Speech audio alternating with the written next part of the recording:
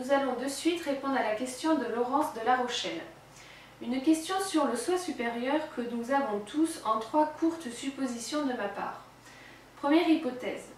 Je voulais savoir si ce soi supérieur a une création par la source, s'il a commencé ignorant mais doté de capacités instinctives d'extension de lui-même, d'exploration multidimensionnelle dans tous les règnes, minéraux, végétaux, animaux, humanoïdes, etc. Et donc, ces vies vécues à travers nous, à un moment donné, lui apprend des choses concrètes, émotionnelles ou spirituelles dont il ne savait rien et dont il est le premier étonné et a une boulimie de savoir via ce moyen. Seconde hypothèse. Est-ce que ce soi supérieur connaît tout en théorie, mais sauf cette dualité, les émotions, etc., que seuls des cycles d'incarnation de toute nature peut lui apprendre pour compléter son savoir?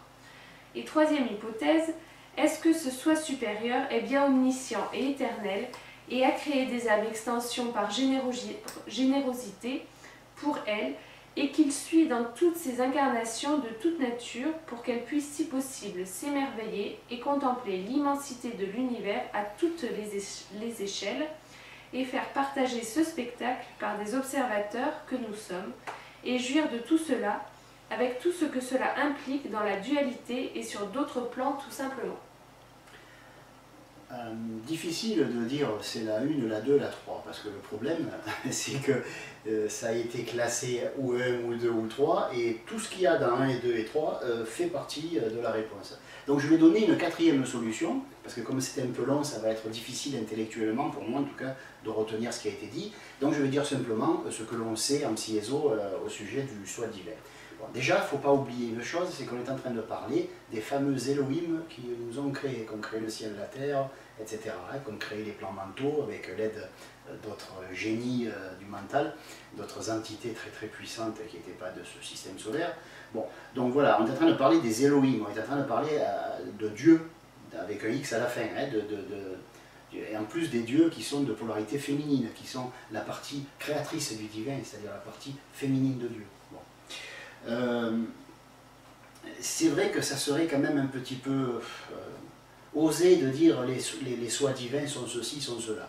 Déjà qu'on a du mal, enfin la plupart des gens ont du mal à accéder à leur soi naturel, et qu'ils ont déjà du mal à le comprendre quand on en parle, parler du soi divin, ça relève un peu de la gageure. Mais tout ce que l'on sait d'eux, je vais dire ce qu'on ne sait pas déjà, on ne sait pas s'ils ont été créés, s'ils ont eu un commencement, tout ce qu'on sait c'est qu'ils n'ont pas de fin. Voilà. Qu'ils aient été créés parfaits, bien sûr, puisqu'ils sont faits avec la substance divine elle-même, donc ils sont parfaits, ils ont tous les pouvoirs, ils ont la connaissance de Dieu. Par contre, ce qu'ils n'ont pas,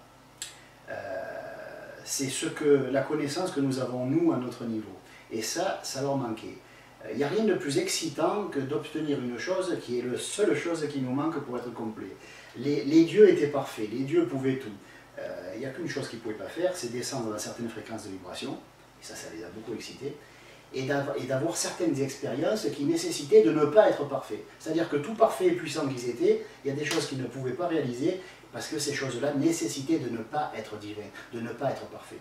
Donc ils ont réglé le problème en envoyant une extension d'eux-mêmes, qui a baissé en fréquence, qui est descendue à la cadence de 7, et qui a sauté 7 cycles comme ça, ou 7 plans d'un coup. Et à ce moment-là, cette extension-là a pu, à son tour, tout ce que fait le Père, le Fils le fait également, elle a pu à son tour envoyer des extensions simultanées, entre 8 et 10, généralement pas plus de 12, pour ce système solaire en tout cas. Donc, à travers ce que vivent les extensions, le soi s'enrichit, et à travers ce que vit le soi, via les extensions, le soi divin s'enrichit. Donc on peut dire que le soi divin, c'est une espèce, imaginez un super explorateur, parce que le soi c'est un explorateur. Il aime expérimenter, il n'est pas parfait, mais bon, il a quand même beaucoup de divin en lui, il a beaucoup d'humains aussi, il n'est pas parfait, il est plus proche de nous, mais c'est vrai que c'est un explorateur, c'est un expérimentateur, il fait beaucoup plus de conneries qu'autre chose, mais c'est pas grave. Et, tout ce que fait le Père, les enfants le font également, n'est-ce pas? Voilà. Mais le soi divin, lui, c'est pas la même chose, il n'a pas besoin de participer complètement. Il suffit qu'une portion de lui, même très éloignée, participe d'un vécu pour que lui puisse en avoir la substantifique moelle, cher Rabelais. Voilà. Ce que je veux dire, c'est que le soi divin, il est dans un cas un petit peu atypique. étant parfait, il ne peut pas vivre l'imperfection.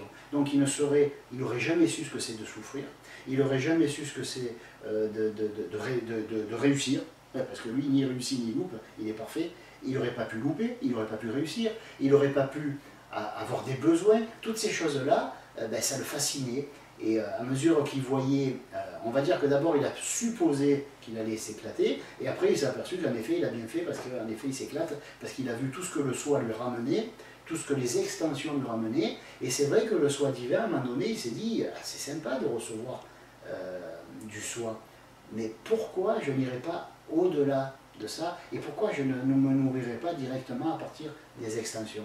Donc on va dire que depuis, c'est les cycles du Verseau, hein, on appelle ça comme on veut, on peut faire de l'astrologie, mais on n'est pas là pour ça. Ce que je veux dire, c'est qu'on est à une époque où les soi divins ont pris la décision de s'approcher d'un point de vue vibratoire, parce qu'eux aussi deviennent expérimentés, hein.